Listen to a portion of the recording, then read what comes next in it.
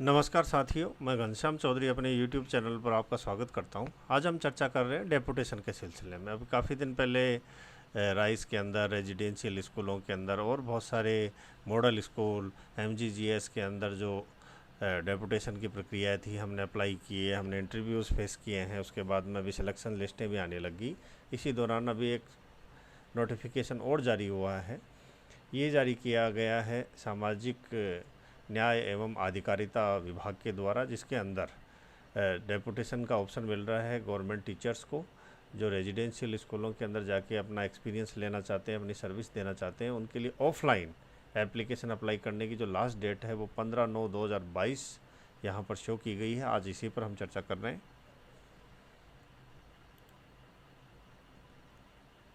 सबसे पहले हमारे को इस नोटिफिकेशन का स्टडी करना होगा और इम्पोर्टेंट है।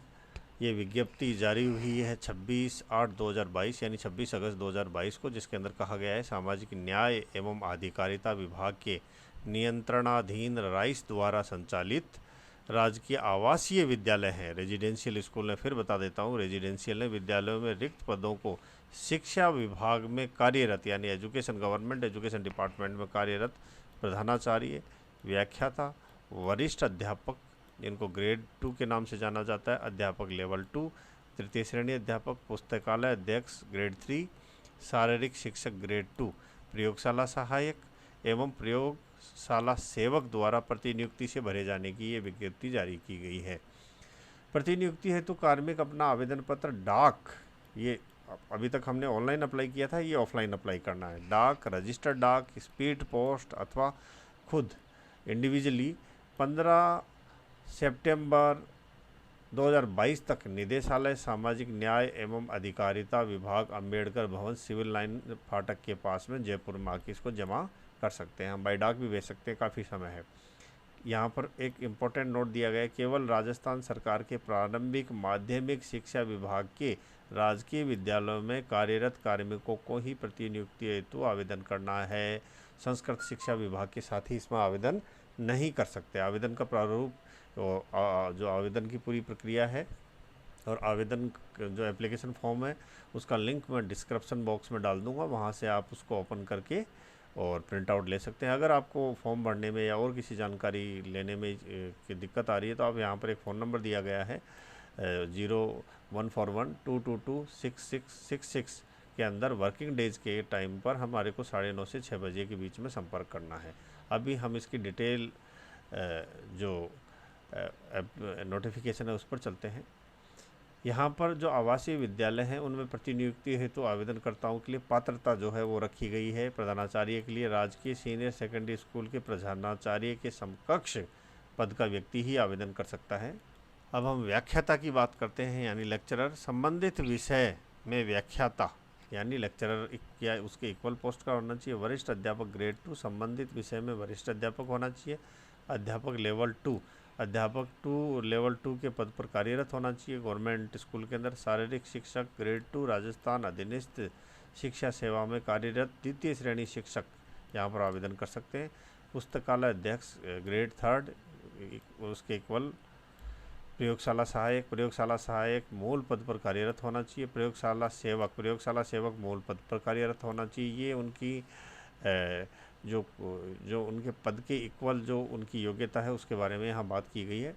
अभी कुछ एक महत्वपूर्ण बिंदु हैं, उन पर भी चर्चा कर लेते हैं। प्रतिनियुक्ति के इच्छुक कार्मिक को विभाग द्वारा निर्धारित प्रारूप में ही आवेदन करना है।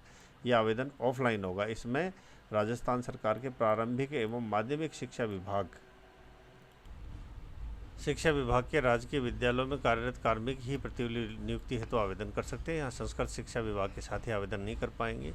आवेदन साफ अक्षरों में भरकर समस्त दस्तावेजों की फ़ोटो प्रति के ऊपर सत्यापित खुद करना है, सेल्फ अटेस्टेड करके 15/9/2022 तक निदेशालय सामाजिक न्याय एवं आधिकारिता विभाग के अंदर हमारे को व्यक्तिगत पहुंचाना है, या हम डाक या रजिस्टर्ड डाक स्पीड पोस्ट के माध्यम से भी भेज सकते हैं। हमारे को कोरियर नहीं करना। आवेदक द्वारा शिक्षा विभाग में 2 वर्ष की सेवा अवधि पूर्ण होना आवश्यक है, यानी जो साथी प्रोबेशन में है वो इसमें अप्लाई नहीं कर सकते। एक प्रतिनियुक्ति से दूसरी प्रतिनियुक्ति के बीच में 1 वर्ष का अंतराल पूर्ण होना आवश्यक है, यानी एक डेपुटेशन से हम दूसरी डेपुटेशन में नहीं जा सकते।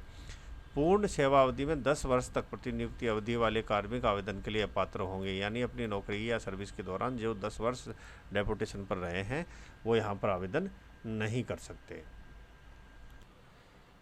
10 वर्ष की प्रतिनियुक्ति अवधि वाले कार्मिक इसमें अपात्र होंगे, वो आवेदन नहीं कर सकते। अभ्यर्थी अपने मूल पद विषय पर के लिए ही आवेदन करेगा, अपने सब्जेक्ट के अगेंस्ट किसी दूसरे सब्जेक्ट के अगेंस्ट यहाँ पर आवेदन स्वीकार नहीं किए जाएंगे। आवासीय विद्यालय में प्रतिनियुक्ति 4 वर्ष के लिए होगी। बालिका आवासीय विद्यालयों में महिला कार्मिक को प्राथमिकता दी जाएगी। शिक्षा विभाग से प्रतिनियुक्ति पर कार्मिक को नियमानुसार विशेष वेतन भत्ता देय होगा, यानी डेपुटेशन अलाउंस यहाँ पर मिलेगा, जो एमजीजीएस के अंदर नहीं मिलता। प्रतिनियुक्ति की अवधि के दौरान किसी विशेष परिस्थिति में कार्मिक द्वारा कार्यभार से मुक्त होने के आवेदन करने पर अथवा सेवा में असंतोष प्रदान पाए जाने की स्थिति में कार्मिक को मूल जिले के संबंधित जिला अधिकारी के पास में भेज दिया जाएगा, यानी उनको वहां से रिलीव कर दिया जाएगा। प्रतिनियुक्ति पर जाने वाले कार्मिक को राइस द्वारा पारित समस्त निर्देशों एवं अपेक्षित दायित्वों का निर्वाह करना स्वाभाविक सी बात है। जब हम डेपुटेशन में हैं तो हमारे को उनकी गाइडलाइंस को मानना ही मानना है। आवेदनकर्ता को किसी भी प्रकार का यात्रा भत्ता या उपस्थिति प्रमाण पत्र दे नहीं होगा, यानी अगर हम ये इंटरव्यू के लिए जाते हैं या फिर हम ये फॉर्म जमा करने जाते हैं तो उसके लिए हमारे को टीडीए या ओडी या उपस्थिति प्रमाण पत्र नहीं मिलेगा। कार्मिक के खिलाफ वर्तमान में किसी भी प्रकार की कार्रवाई प्रस्तावित है या लंबित है तो वो भी यहाँ पर डिस्क्वालीफाई है। विभाग की वेबसाइट पर रिक्त पदों को बढ़ाया और घटाया जा सकता है, ये स्वाभाविक सी बात है। विशेष योग्यताधारी कार्मिकों को अनुभव में छूट दिए जाने एवं अन्य समस्त अधिकार निदेशक महोदय के पास होंगे। जो निदेशक महोदय संयुक्त शासन सचिव सामाजिक न्याय एवं अधिकारिता विभाग के होंगे, क्योंकि डेपुटेशन वही कर रहे हैं। चयन से पूर्व अथवा पश्चात कोई भी सूचना गलत पाई जाने पर अगर हम गलत जानकारी देंगे तो सेवा नियमों के अंतर्गत कार्रवाई की जाएगी। हमारे को फ्रॉड नहीं करना, जो तथ्यात्मक जानकारी है बिल्कुल सही के सही उपलब्ध करवानी है। प्रतिनियुक्ति पर कार्यरत किसी भी कार्मिक अधिकारी एवं कर्मचारी की सेवाएं संतोषप्रद नहीं पाए जाने पर उन्हें तत्काल कार्य मुक्त करके वापस मूल विभाग में भेज दिया जाएगा। समस्त मामलों में किसी वाद के होते हुए अंतिम निर्णय का अधिकार निदेशक महोदय होगा, जो कि सामाजिक न्याय एवं आधिकारिक विभाग के निदेशक महोदय होंगे। विभाग को प्राप्त आवेदनों की छंटनी कर शैक्षणिक योग्यता के आधार पर कार्मिकों का चयन कर सूची प्रतिनियुक्ति हेतु शिक्षा विभाग को प्रेषित कर दी जाएगी। यानी यहाँ पर इंटरव्यू का प्रोसेस नहीं है, यहाँ पर शैक्षणिक योग्यता के आधार पर ही आपका सिलेक्शन होगा। शैक्षणिक योग्यता के आधार पर आवासीय विद्यालयों में प्रतिनियुक्ति की जाएगी। अंकों का विभाजन इस प्रकार से है, इसको हमारे को ध्यान से देखना है। 12th के यहाँ पर 10 अंक हैं, 10th के 10 हैं, 12th के 10 हैं, जो ग्रेजुएशन के 10 हैं, पीजी के 10 हैं, बीएड के 10 हैं, पीएचडी के 20 अंक हैं। यहाँ पर सेवा के दौरान अकादमिक, सामाजिक, सांस्कृतिक अन्य क्षेत्रों में अगर विशेष योग्यता रखते हैं तो यहाँ पर 20 अंक है। आवासीय विद्यालय में का कोई अनुभव है तो उसके भी आपको यहाँ 10 अंक है, कुल ये 100 अंक है। इन अंकों का विभाजन इस प्रकार से है। 10th, 12th, UG, PG, BEd में निर्धारित अंक है। प्रथम श्रेणी 10 अंक है, द्वितीय श्रेणी 9 अंक है और तृतीय श्रेणी 8 अंक है।